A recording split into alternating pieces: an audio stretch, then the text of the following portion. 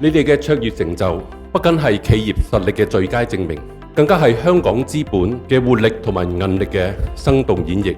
恭賀所有獲獎嘅企業，希望你哋繼續發揮香港嘅創意、靈活變通、勇於改革嘅香港精神，繼續發光發亮。咁今日獲頒獎嘅4間上市公司呢，都係業績超柱嘅企業，對社會係有一定嘅貢獻。